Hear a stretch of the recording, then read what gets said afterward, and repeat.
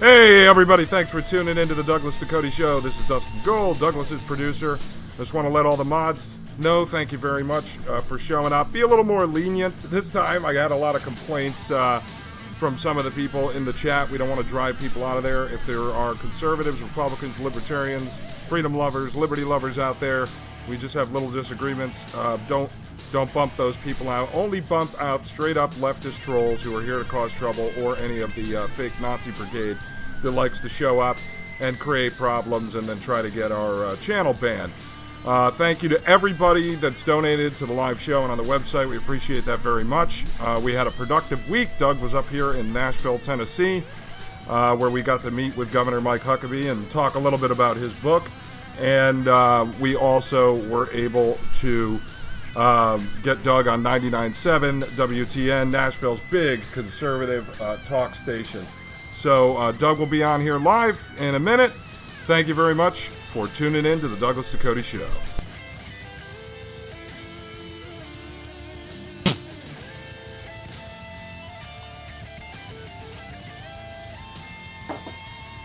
I, Douglas Ducote, an American patriot by the grace of God, do solemnly swear to support and defend the Constitution of the United States of America from enemies foreign and especially domestic.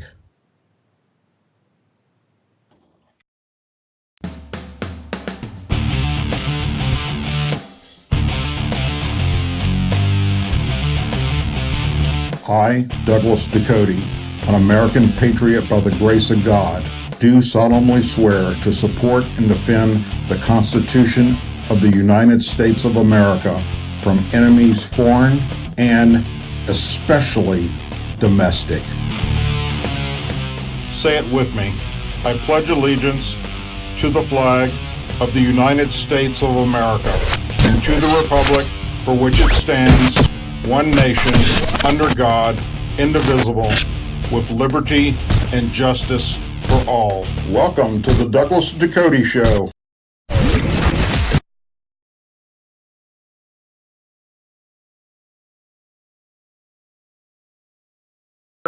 Thank you for joining us for another episode of the Douglas Ducote Show. Wow, things are happening all over America right now, and the world for that matter, that's just absolutely crazy. Before we get into any of that, I'd like to say that my guest tonight, our special guest, is Mr. Olson Parker. Some of y'all have heard about him before. He's a conservative comedian, but we are having some technical difficulties getting him linked up with our new system. So it's a possibility that we're not going to be able to get him on tonight. And if that happens, then we will bring him on at another time, because you really want to hear what he has to say. He will put a perspective on this entire white supremacy thing, and how the African American community feels about it, and what's happening as far as a lot of the left's push to divide us. All right, that's the best way of putting it. So anyhow, our producer, Dustin Gold, is going to be working on trying to correct that issue we're having to get him on, and hopefully we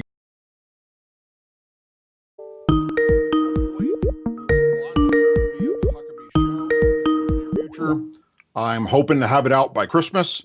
We're done with all the primaries of it. You know, it's going to writers right now to piece it all together and add and or subtract things that to make it read right. Okay. I didn't know how much goes into a book until I did this, but there's a lot of different things, a lot of different sayings that I use. But because I'm from the South, it's not going to read right with other people, let's say, from the North. So all that's going to be corrected. Funny things are going to be added that need to be, as far as getting the point across from what I'm saying in the book. The cool thing about this book is it's something that nobody else has done. It's about my military service, but it's not about the things that are out there that you can currently see on the shelf from veterans talking about their military service. or most of that is about the bad things that happen, the things that happen in combat, things that are, the horrors of war. That's not what my book is about. My book is about all the funny things, that stories that I have been telling to family and friends throughout the past 20 plus years. Going, hey, let me tell you what happened when I was stationed in such and such. We had this incident happen or that happened, and I tell a funny story. So that's what this book's going to be about. It's going to be about humor, the sense of humor that veterans have to have in order to make it through what we do in the military. It's a bonding that we have, a brotherhood, sisterhood that makes us who we are. Okay. If you didn't have a good sense of humor, and in some cases a sick sense of humor, but if you didn't, the things that we experience would just drive you insane. All right. So that's what the book is about. It's about the funny things that I experienced, different scenarios that I hope will bring laughter and a smile to your face when you're reading about a military career and combat tours, but on a comical side. At the same time, my wife has got sections of the book where she is going to talk in depth about PTSD and veterans that are facing PTSD issues, and especially their family members, and how humor helps you cope with those issues. All right. And how to, for vets to, remember the fun things that happened to us when we served in the military, and try and put that at the forefront and not all the negative things that we experienced. Okay. For those of you who don't know, my wife is a licensed professional counselor. She has many degrees that I won't even go into, dealing with everything from PTSD to behavior analyst. She does it all, which is how I'm able to stay straight and narrow. She is definitely a wonderful person, is very, very well educated and trained in this specialty. So she's added parts to the book that will help people to understand what veterans go through and help their families to grasp that. So the book, I'm hoping, will be out for Christmas, possibly in November, if not before the holidays actually get upon us. That's the plan. And then hopefully we'll launch it on the Huckabee Show and go from there. So very, very excited about that. I've been holding off on talking about it or saying anything about it as far as on my YouTube channels or my radio show until it was ready. And of course, it's not ready yet, but it's out of my hands at least. It's with professionals that will now piece it together and make it into a book. So anyhow, we did that. We met with Mike Huckabee. It was a wonderful experience. Dustin Gold, my producer, got us in there to see him. And we also went on 99.7 WTN Radio Conservative Talk, the #1 conservative talk show in the Nashville area. Those guys, shout out to you. Thank you so much for having me on there.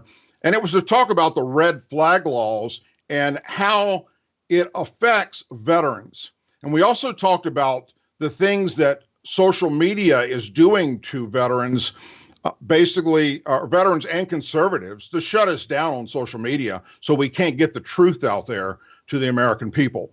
And we talked about what they've done to me, for instance, with Facebook and with Twitter, and even right here on my YouTube channel, we have issues too.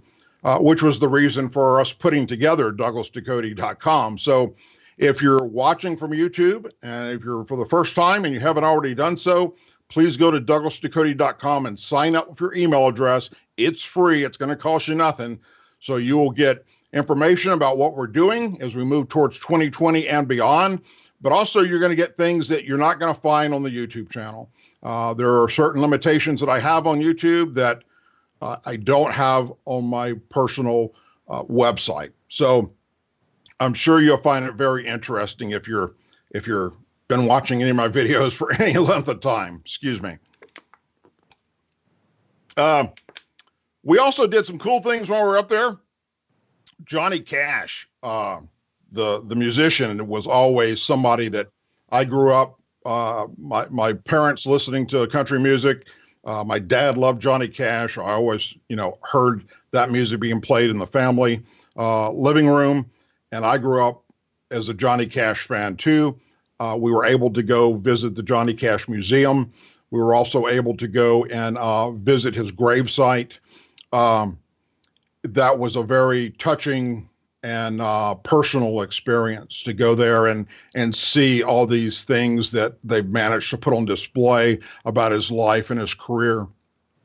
And we toured a little bit of Nashville, walked around, looked around at the city, went and hung out at a few places, just had a marvelous time. So my hosts were my producer, Dustin Gold, and his wife, and his family, and her family. And it was a great, great opportunity for us to all link together and start building on things that we've already started and fine tune where we're heading as we move forward to 2020 and beyond.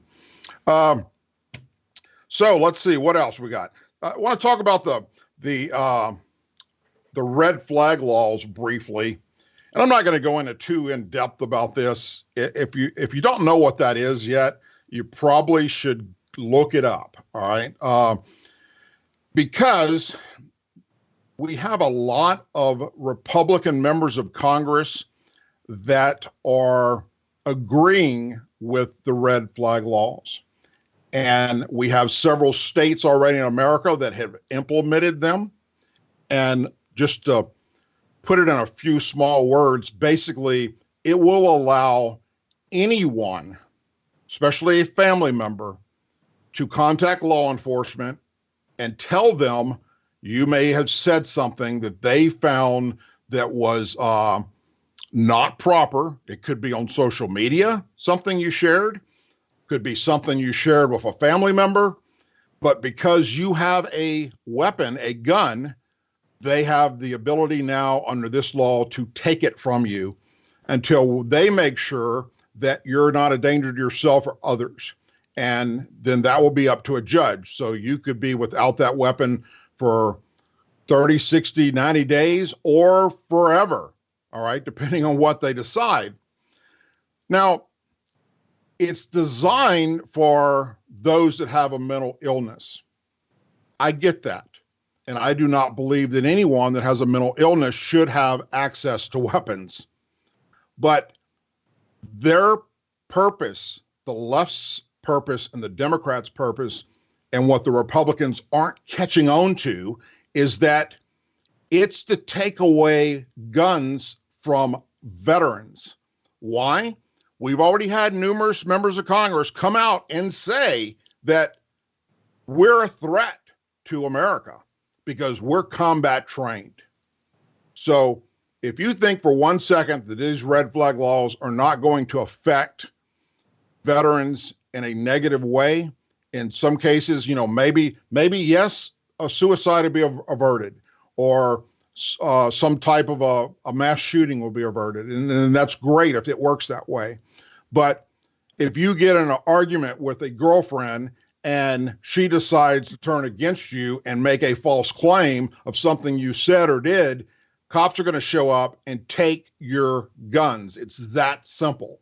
And now you have to worry about going into court and proving that they're a liar or they made this shit up. Okay, so that's what makes it a scary situation. Law enforcement already had the ability before the red flag laws, if you were threatening to harm yourself or harm someone else, to take guns out of your possession. All right. So what's the purpose of doing this red flag law? Well, I'm telling you, it's for the United States military veteran. That's how most, not all, but most veteran advocates are looking at this. And that's a very, very bad situation. We've had the President of the United States already make several comments about agreeing or wanting to see where this red flag law will go. And I'm actively working, as well as other veteran advocates, to contact the president and let him know that this is not the way to do this. All right. Bottom line, folks, a gun, just like this pen, is not a danger until somebody picks it up and does something with it. All right. Until you pull the trigger of the gun, it can't hurt you. And until I take this pen and stab it in the side of your neck or wherever, it can't hurt you. All you can do is write with it. Instead of focusing on that, and instead of focusing on what the root cause is, we have all these other narratives, which was one of the reasons why we wanted to bring on Mr. Olson Parker tonight to discuss what's happening with the left and the Democrats preach about racism. Let's back up almost a year ago now, after the midterms, when Alihan Omar became a congresswoman and swore into our Congress on the Quran. She immediately started tweeting out and making statements in public and on interviews about the biggest problem in America is white nationalists. And then she uses the term nationalist in a negative way, and not the way it's actually meant or the definition of it, to say it's like white supremacy, the KKK, for instance. And what her purpose of doing this was to distract from what those of us that are veterans and conservatives have been saying for a long time. And that is, our number one problem is Islamic terrorism and how they've now come to America's shore.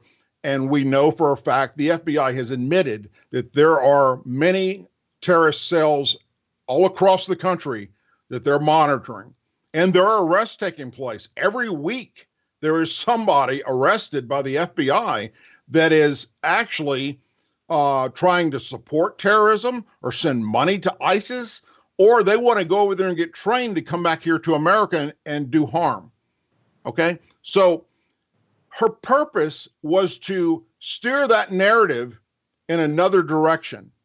Well, because we've had a few batshit crazy white people do some stupid shit and go out and hurt people and kill people, then they double down on that and say, there it is. See, I told you that's the number one problem in America. Now, you can take all of the, quote, mass shootings that have taken place across America in the past 2 years. Let's just say since Alihan Omar became a member of Congress, or no, let's go 1 year, since she became a member of Congress and started this. All right. So you can take that group of people that died and put them right here in one list. Then you look at where are the numbers of the highest amount of people that are actually being killed by gun violence? Where's it at? And who is doing it? Well, number one, I give you a hint. It's not white nationalists. The victims are not white people. It's sadly black on black crime in every major city in America. So if you take that group and add it into this projection, it makes this entire white nationalist false narrative look like just trickle of water under a bridge. It is absolutely insane, because there are mass shootings, and we say mass shootings is 2 or more people being killed every single night.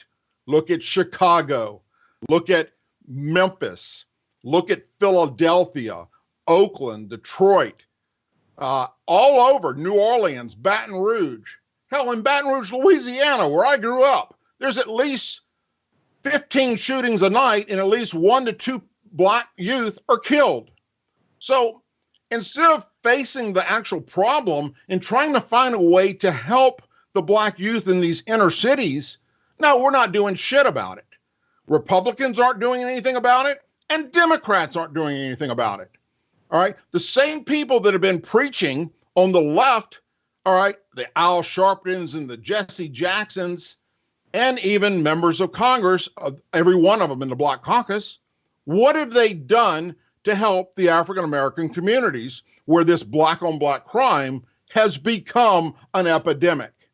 They don't even talk about it, my friends. You will never hear it mentioned on CNN. You won't hear it mentioned on MSNBC. And sadly, they won't even talk about it on Fox News because they don't have they don't have what it takes to tell the 100% honest truth, because even for Fox News, they feel they have to be within a political correctness realm and within a box and not outside of that.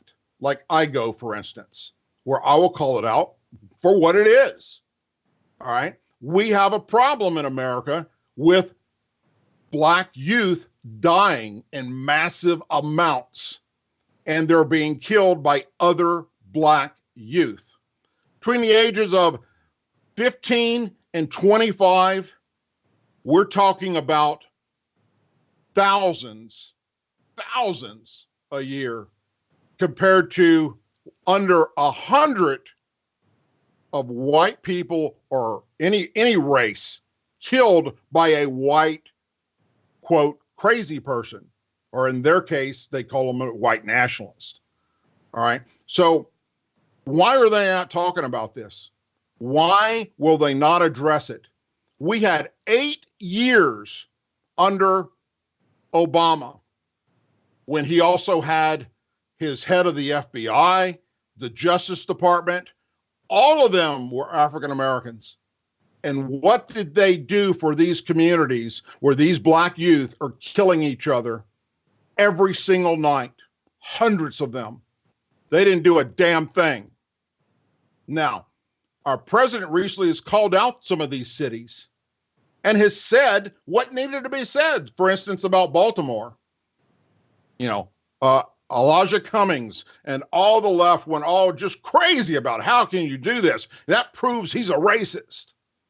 Which brings me to the next subject, and that is, we've gotten so crazy about this that we've taken the word racist and turned it into something that it's not.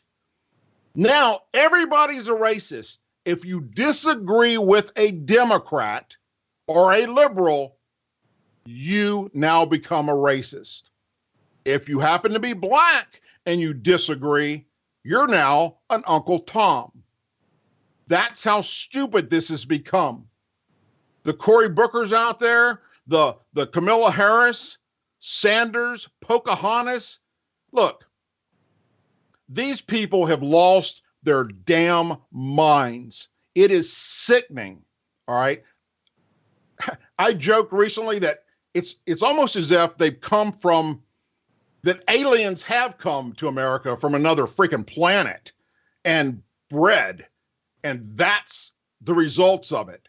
Because I wake up every day going, damn, I read the news and I hear all the things they're saying on the left and the Democrats, and I go, shit can't get no worse than it already did today. This is crazy. It's like we're in a twilight zone. Thank God when I go to sleep tonight, it won't get worse. And I wake up the next day and go, what the hell was I thinking? Shit just went south. Worse than it already was. So it's sad. All right. One side of it's actually comical because it's almost like you're watching a bad Saturday Night Live skit. The way they're harping and just pushing this false narrative. And then they got CNN and MSNBC to go along with them. Okay. So we're no longer hearing CNN talk about Russia collusion, are we? No, that shit's gone. It's out the door and sailed. They won't mention it again. For 2 years, every single day on every single channel or talk show host on CNN and MSNBC, that's all they talked about. Russia collusion, Russia collusion, Russia collusion. What is it now? Oh, it's white nationalists. When are we going to take care of this problem we have in America with white people killing everybody? And then they blame it on Trump and say, because of his racist things that he says, then white people are taking action and they're killing Hispanic people and they're killing black people. And I mean, it's nuts. There should be a law against spreading fake news. There should be simply two different categories. One is opinion, and one is the actual freaking news. Report what's real. For once, Brooke Baldwin, Don Lemon, Anderson Cooper, Rachel Maddow, Chris Hayes, talk about black on black crime in all the major cities in America. Share with America what's happening to the black youth. So maybe, possibly, something can be done to save this generation that's just killing themselves. They're actually trying to eliminate themselves in this horrible situation, gangs and so forth, that they get tied up in because the inner cities across America have gone to shit. They are being destroyed. And no different than third world countries that I've deployed in the military, where they go to hell in a handbasket and then everybody turns to crime for one reason or another. Well, that's happening as well in the inner cities of this country. And then when we talk about racism and we lump the president's name into this, look, folks, it's a fact that Donald J. Trump has done more for the African American male and female and child in this country than any president prior. The unemployment rate, just look at it. What's happening with their paychecks, just look at it. Look at the facts. Follow that trail. Look at his cabinet. Look at the things he's done in the past to help African Americans and all Americans. I mean, Hispanic Americans, everyone. But no, he's labeled as a racist, and his words are taken out of context about certain things that he said because he didn't say it within the realm of political correctness. That automatically makes him, in their minds, a racist. And that's sad. It's a very sad day when we reach a point that we allow ourselves to talk so negative about any particular race or push a false narrative, something that is absolutely not true. And sadly, there are still Americans, educated Americans, Americans that have absolutely nothing wrong with them in any way, shape, or form, have a great job, make great money, listen to CNN and MSNBC and believe that crazy narrative they keep pushing. And then we have social media joining in as well. And we'll talk about a little bit about that after we come back from our break. So hang on there. Please stay with us. We're going to keep trying to get our guest on tonight, and we will be right back with the Douglas Ducote Show. Yeah, and Doug, just to let you know, as we go into the break, just give us 2 minutes. Our guest is coming on. I'm about to connect him right now, and we will be right back to talk about the racial divide in America and who is behind trying to push us into some crazy race war. Not a good idea.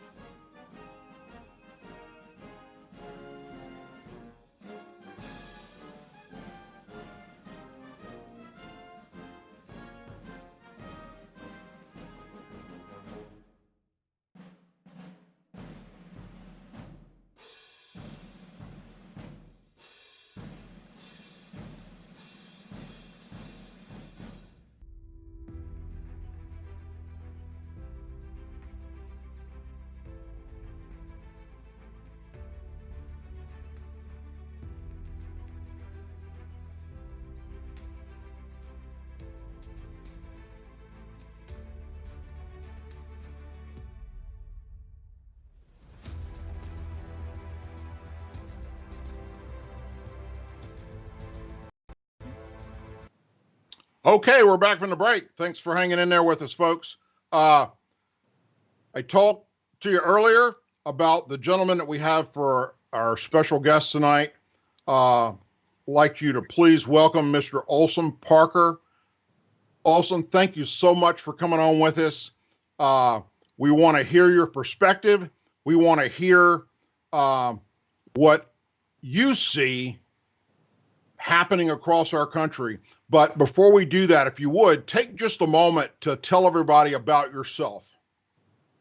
I appreciate you having me, Doug. I've heard a lot about you over the past couple of weeks, almost months from Dustin. You've been doing some good work, and I also appreciate your service.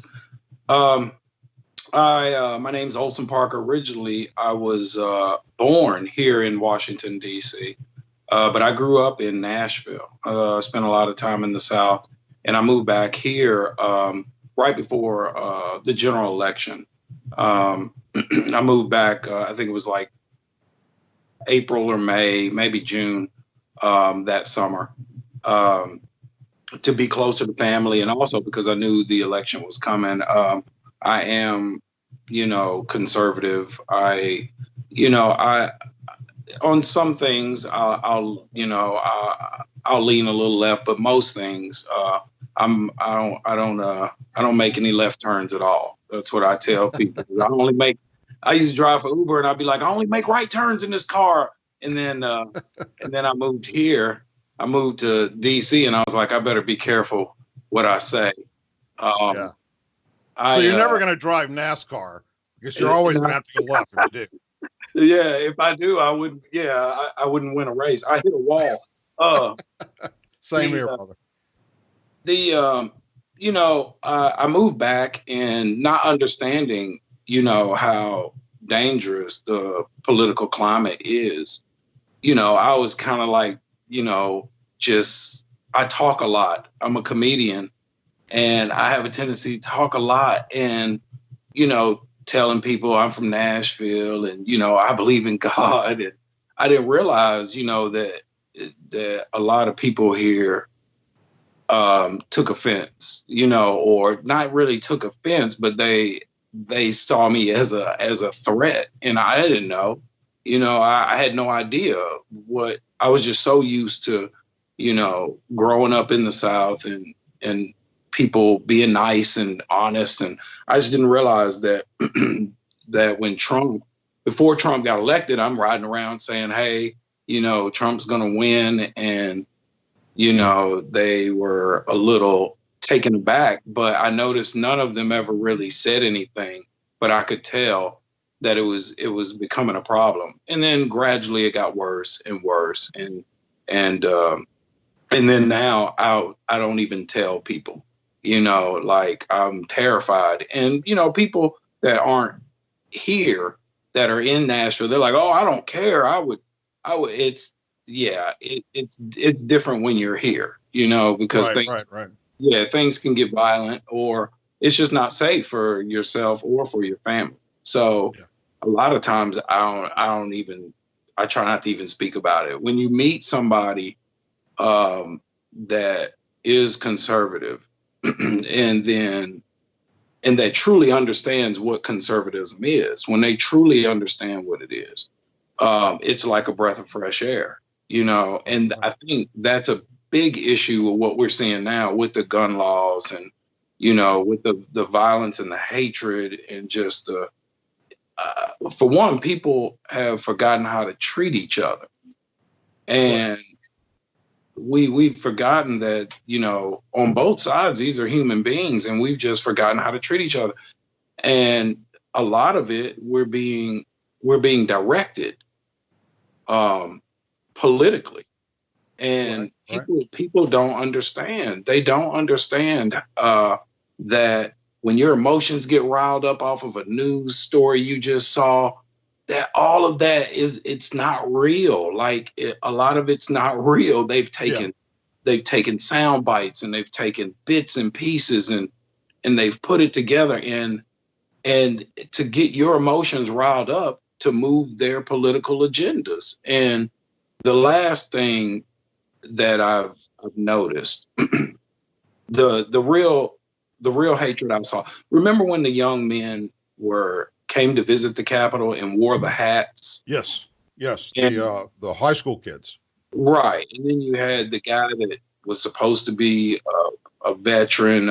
He was supposed to be A combat veteran from Vietnam. right. That was a Native American, and if people knew the truth, it was laughable. But then that's when I saw the first violence, because there were other people that came down to the Capitol to instigate. You know what I mean? Right. The boys didn't start it. Like they were met with resistance to instigate. And exactly, yeah. and not only were they there and the instigators, but the cameras. Now, if somebody catches you on social media with a camera phone doing something that you know aren't proud of, that's one thing. But when you see professional film crews show up before an incident occurs, that's when you understand that none of it's real. You know what I mean? It was pre-planned. Yeah, it's pre-planned, and that's what worries me is as the incidents get bigger and obviously more violent, and then you end up with an array of copycat people.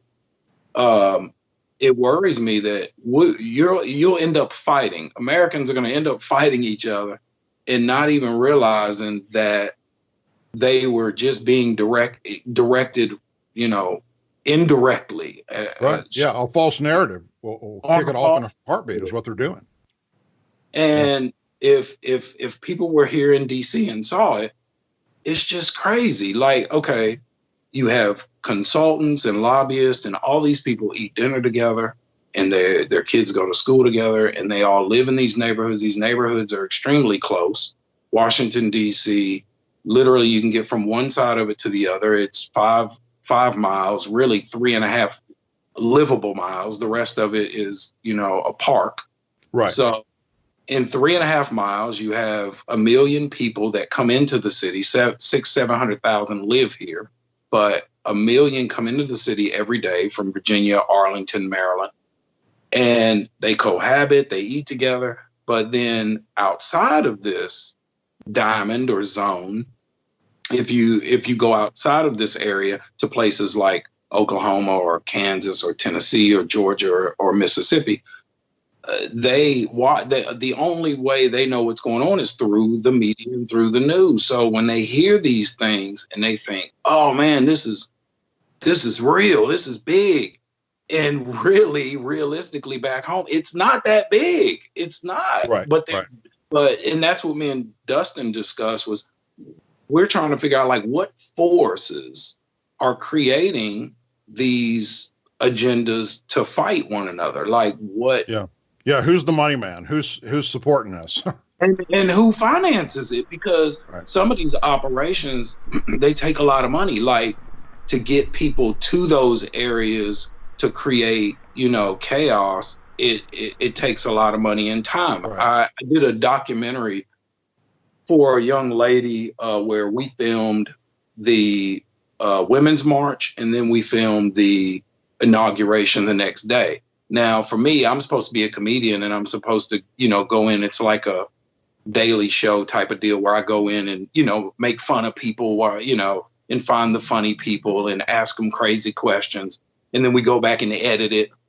And then I realized after I, completed the task, I was like, hold on, none of this is for what I thought it was for. Like, this is for them to put an agenda.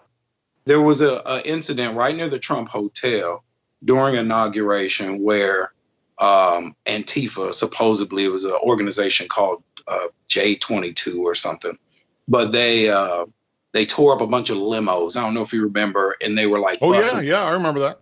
Yeah, busting the windows out of banks and stuff like that. Literally, there was like 10 people. Like, it wasn't 18 streets of people running wild and crazy.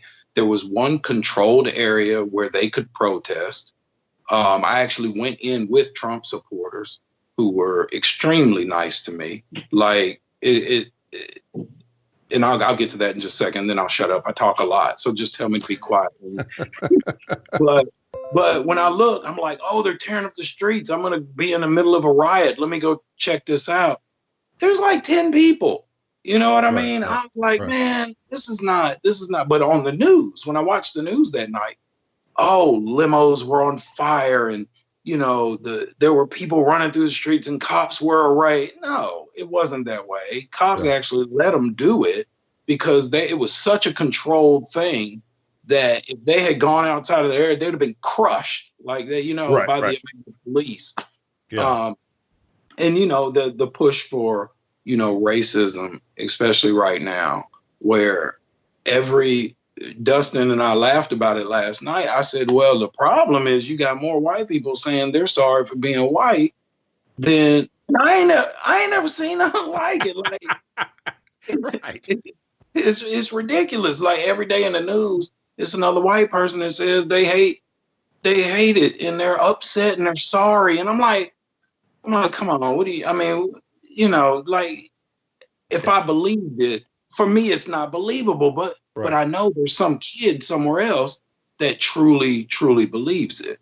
Right. Well, and I think one thing that put a bad spin on that was the NFL players taking a knee, and these young kids look up to them. That's their heroes. It's not their heroes aren't like mine were. I'm 57 years old. I'm not sure how old you are, but my heroes were the military, were veterans, were law enforcement officers. Those are the people we looked up to. And then these kids are looking up to basically people that were thugs throughout their entire life, managed to go to college and get hired to make millions of dollars, and then spread a false narrative that doesn't exist. And so they hijack something that, it's like the whole thing with racism. When we use that word, what's a racist? All right. Coming from the South, growing up in Louisiana, I know damn good and well what a racist is. Okay. And you would think the adults in the room on the Democrats and the liberals would understand that as well. And then you see them taking a word that truly is something that we need to have a part of our vocabulary so we don't repeat history again, and trash it and make it into something that doesn't exist. I find it very heartbreaking that we can take a word that means something about a horrible person and then attach it to anything that's disagreeable. If you don't agree with my agenda, then that makes you a racist. So as a black man, how does that affect you when you see that? I mean, we all know there are racists in America, just like there are all over the world. There are white people that hate black people and hate everybody. And there's black people that hate the same thing, and Hispanics and so forth. But for somebody that when they can take a word that we need to recognize and be able to say that's what this person is and hijack it into meaning something that it doesn't, it's almost, to me, it's almost like a slap in the face to anyone that's ever been truly suffered what racism is. So what's your take on that? Well, in terms of the NFL, that wasn't the original. That's how the media in politics spins it.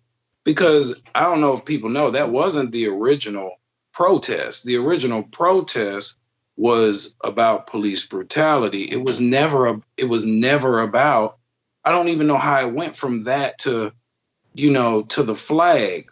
And then I don't think that people acknowledge Kaepernick. I didn't even know who he was at first, to be honest with you. Right. Same here.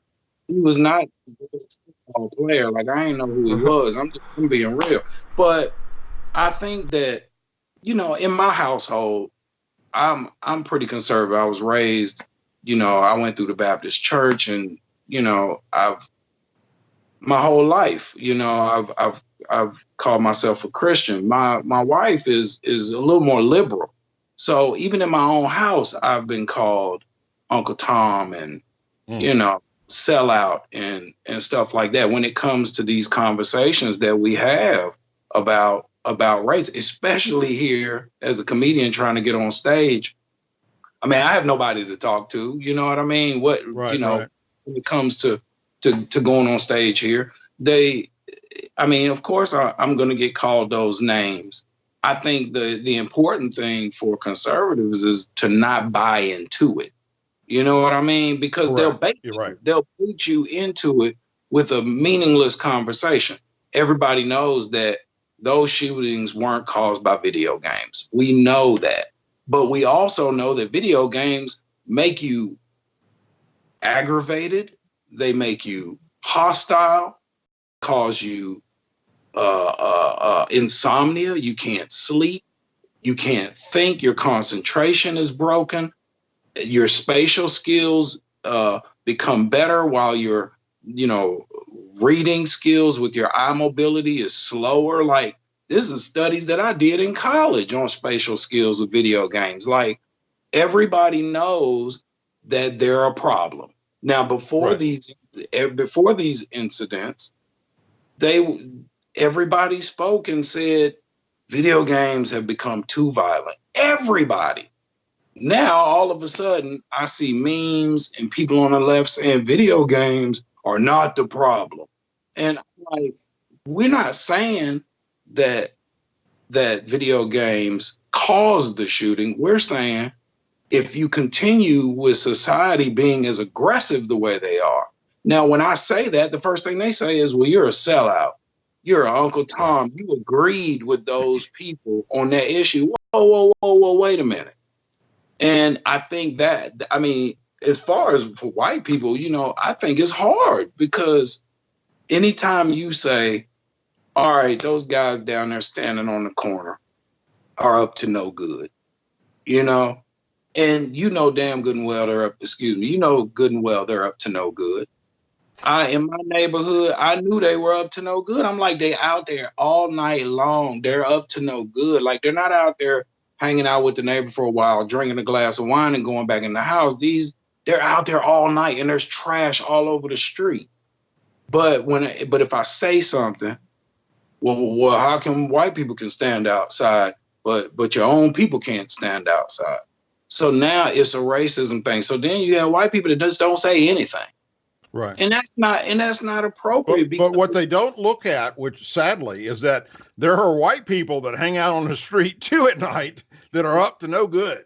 They're up to no good. Like, I've been to Baltimore. I don't know if you've been to Baltimore lately. There's a lot of white people up there up to no good. Like I see anybody approaching. If I'm sitting in my car anywhere and I see somebody that's not, they don't look like they fit into the scene, or they're dressed like a hoodlum, they can just, I have tattoos. I don't have anything against tattoos, but they're completely covered. Their face is covered in tattoos. I don't care if they're white, if they're black, I lock my freaking door, because I think that it's the first perception when you see someone, and then if they're dressed nice and they're acting cordial, then it doesn't, those alarm bells don't go off. The flag doesn't pop up and me go, whoa, wait a minute, but I see it as any race, I find myself more times locking my door or walking in another direction when I see a white person that looks like they're ready to kill somebody than I do with any other race. And that's obviously because you're racist against white people, Doug. But no. Well, there you go. That's the biggest problem. Okay? I've got to get my racism under control. I just want to jump in quick as I'm watching the chat. So one of the things that came up when you guys were talking about video games is also social media. And I was just reading a really interesting article the other day by someone like your wife, Doug, who's got all these degrees in professional counseling and mental health. One of the big things with the world we're in today, and I see this with Jonah, my 16-year-old, we live in this world now where kids are living on social media, whether that be Instagram, Facebook, Twitter, and what's happening as they are no longer going out and having personal experiences with other people.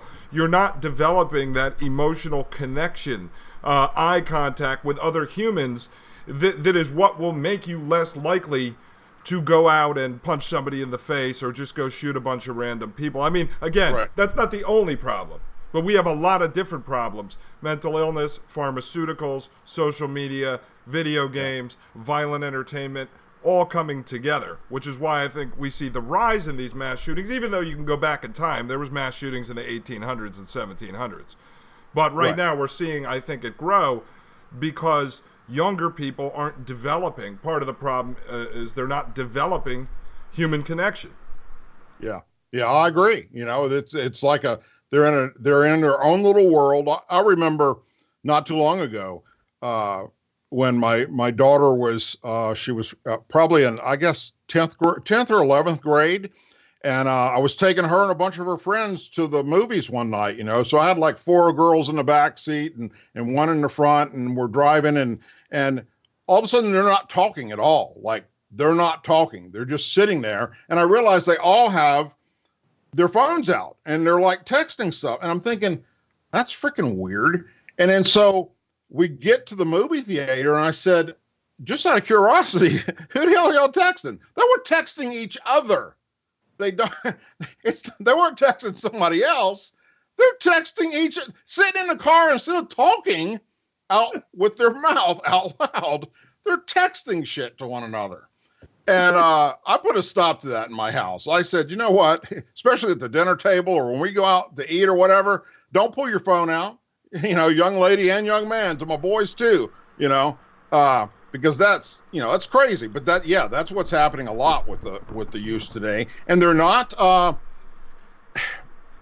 I still say that this right here is part of the evilness of the world, because of all the negative things that you can find. I mean, you can be searching, helping your kid do homework, and go to look up something for them, or they go to look it up and Google it.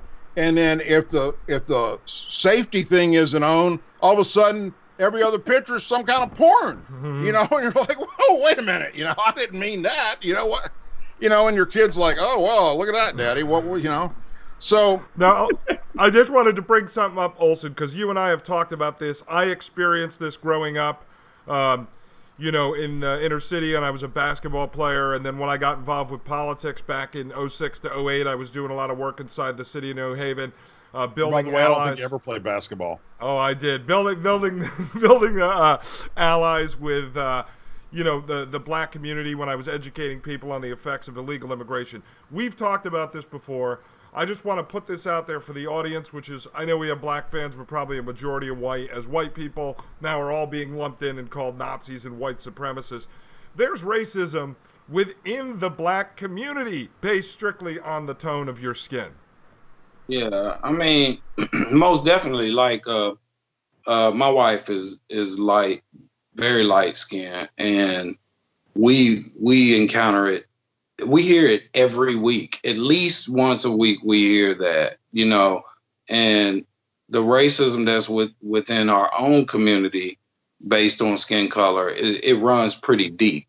You know, in terms of most black people, they are a little more, I don't know how to say it. They're more racist. How do you say this? They're more racist of other blacks, especially if they're light skinned or dark skinned, versus white people. When I watch the news and I see all the hatred and them calling Nazis, most black people are not running around calling white people Nazis. You know that, right? Right. Oh yeah, exactly. Yeah. They're not. I promise you, they're not. Well, and This is white people doing it. Yeah. Well, and there was a. But thank you, Doug. This is what I told Dustin. I said, this narrative that they have created in the media is not, when you have the shooters, you're going to have white people shooting white people. It's not, they're going to be fighting each other. It makes no sense to me. And that's exactly who's doing it. It's white people. It's these white people that say, I'm sorry for being white, that are doing it. Yeah. I mean, I've had numerous conversations with, I'm still great friends with a lot of black people that I went to school with, that I served in the military with, that I served in law enforcement with. And we all, when we get together and we're talking about politics or we're talking about how to improve things, the subject always comes up about, why is the media not talking about what's happening to the African American youth in the major cities of America where they're killing each other, and I mean, I've called it an epidemic. When you've got in Chicago, let's just take that one city, 100 shootings on a Saturday night, and out of that, 10 people are dead, and it's black youth shooting black youth. But they never discuss it. It's like they don't want to fix, whether they're Al Sharpton or Kamala Harris or anyone, any white person in Congress. They don't seem to care about what's happening in our inner cities. And these guys are killing each other. They're not shooting white people, and there's not white people down there shooting black people. It's sadly somehow this group of young black men basically, have went astray and they're eliminating each other. And I just don't know how we can fix that or help that to where we don't, it's so sad and it's for nothing. It might be because of the way they wore their pants or the color of the hat they had on that day. And boom, a gun comes out and somebody's dead, but nobody talks about it. It's like a taboo thing. Don't talk about what's happening with the black on black crime. I mean, I think that, like, in terms of Baltimore has been bad since I was a kid. I remember, growing up in DC and everybody going, don't go to Baltimore at night, and that was in the 80s. I mean, Baltimore has been bad for a really long time. A lot of times Democrats will blame the NRA's hold on lobbyists and politicians. But if you say, okay, policy is the reason why, well, that still doesn't explain on a social community level why people are shooting each other. You know what I mean? Like, right. If a gun is available, guns are available, in Nashville when I was a kid. I mean, there was always guns around. I mean, when I spent some time in Knoxville, and when I was in Knoxville, my next door neighbor, his dad was a police officer. There was guns, and we ain't never shoot each other. I think that socially, the communities just have broken down so bad that, and they have a host of other issues. A lot of the shootings in Baltimore stem from, like, I think, gang violence within jails is what they said, or something like that. Yeah. When those guys get out, they look for those people, and then also robbery and theft. But mostly I heard it's just guys that are attacked in jail or something happens to them in jail. And then when they get out, they find these guys and they kill them. So, that's part of it. Others are drug beefs and drug wars. But, right. But my thing is, it's been 30 years. You couldn't resolve it with all the money that Washington has given you. You're an hour away from DC, and you still haven't done anything for those young black men.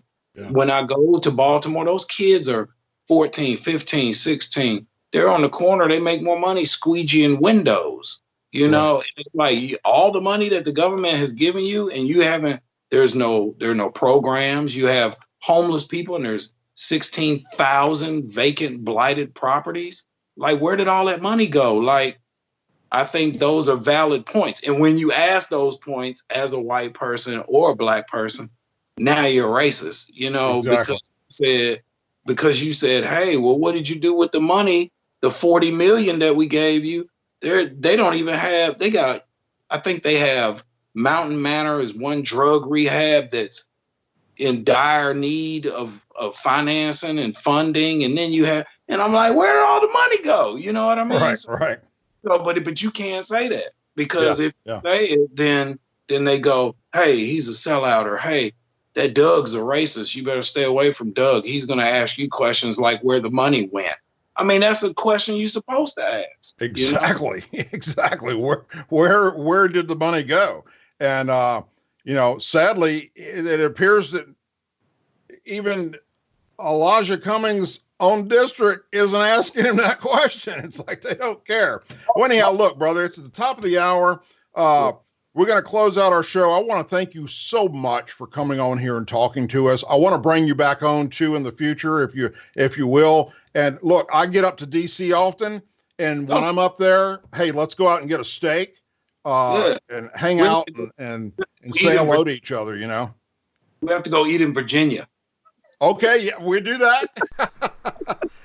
But anyhow, hey, I just we appreciate your view on all this. Yeah, and I just want to say quick before Olson jumps off, thank you for coming on. And one of the things I'm encouraging other streamers, Patriot streamers, people in real life, we need to start having conversations and finding common ground. Yeah, you're not going to convert crazy commie leftists that want to kill you, or Nazis, but these are the conversations we have to start having to defeat the media narrative and start to bring people together. I would rather get back to arguing over 1% tax increases, than over who's a racist and who hates each other, because the only way to start to defeat this is to show that the majority of humans and people in this country actually aren't very far apart.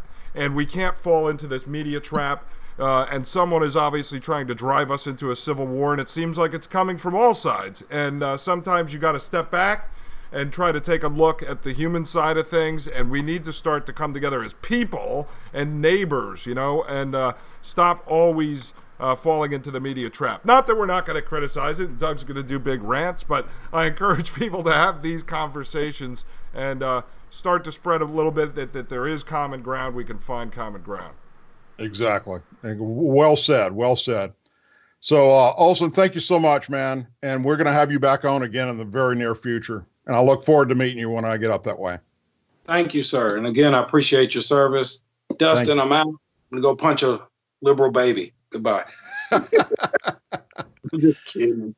Okay, folks. So, look, in closing, let me say this. As someone that grew up in Louisiana and is very, very acute to what racism is, and what that means, okay? And I would like to invite you to go look at some of my past videos talking about just this subject. It's been a hijacked word that sadly should have never been hijacked, because we have racism in America, but it's on all sides. And the narrative being pushed by social media and the left and the Democrats.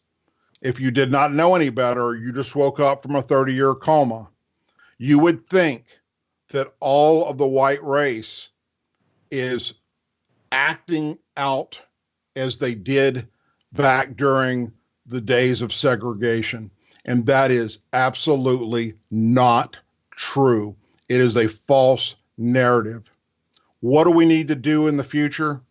We need to find a way to actually greet each other, meet each other, say hello to each other, learn who your neighbors are, learn who the people are in your community, regardless of their race, regardless of their religion. Understand one another.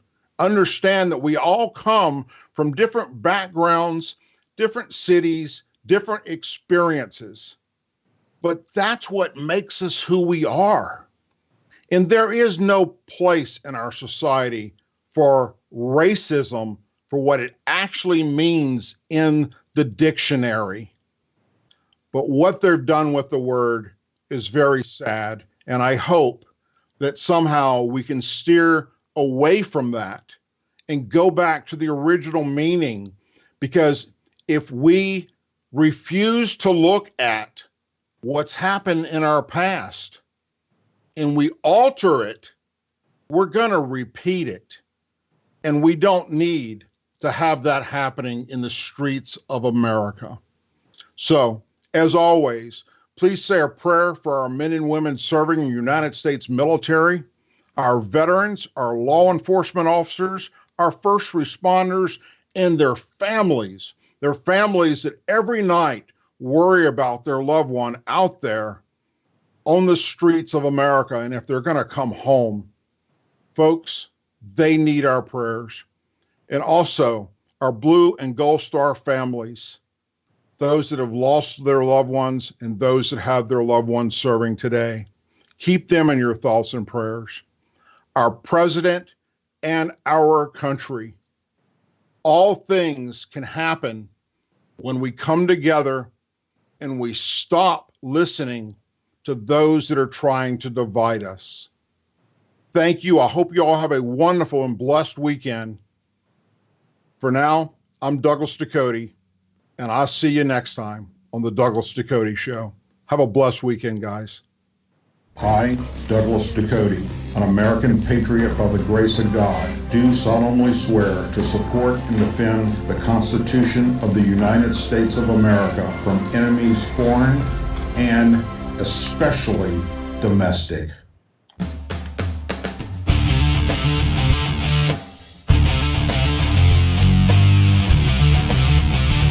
I, Douglas Ducote, an American patriot by the grace of God, do solemnly swear to support and defend the Constitution of the United States of America from enemies foreign and especially domestic.